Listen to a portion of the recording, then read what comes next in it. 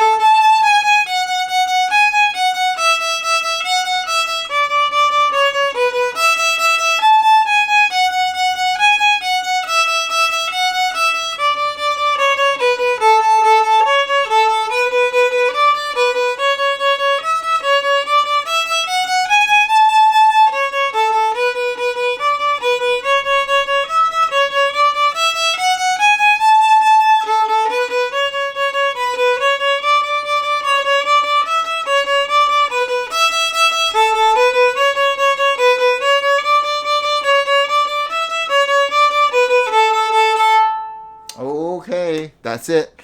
So that was our fast singles and doubles. Ooh, how'd you do?